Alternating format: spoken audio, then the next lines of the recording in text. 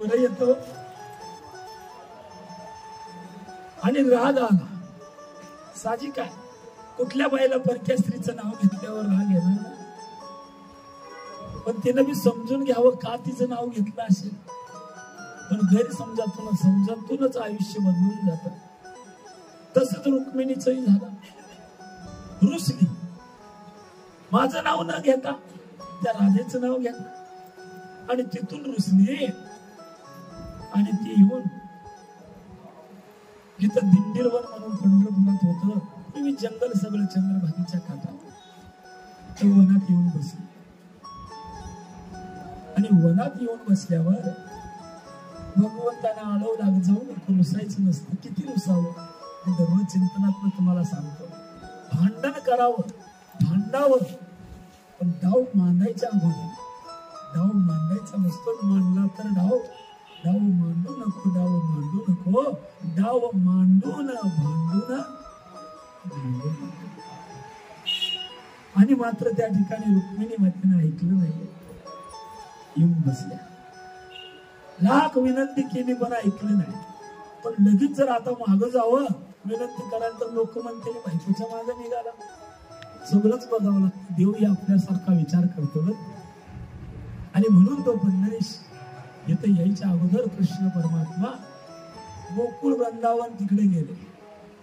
आणि तिकडे गेले आणि त्या सवंगड्याला, गोपाळांना सगळ्यांना भेटायचं म्हणजे, कारण पुन्हा तिकडे जाणं होईल न होईल. आता आज आपण भेटलोय, उद्या भेटल न भेटल माहित नाही. हे 20 दिवस कसे गेले आपल्याला कळले नाही. वार सुद्धा देण्यात राहत होता का?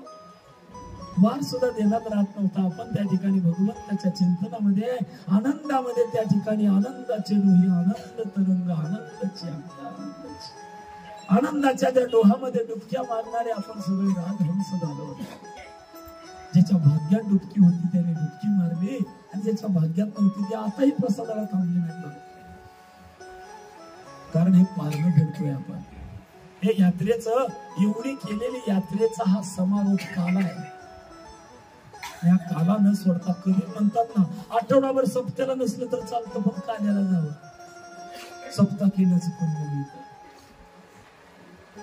आणि भगवान कृष्ण परमात्मा त्या वृंदावनात गेले. गोपाळ भेटले आणि म्हणतात, का रे राजा झाल्यापासून द्वारकेचा तू विसरला आम्हाला. अरे विसरलो नाही म्हणून तर तुम्हाला भेटायला आलो ना.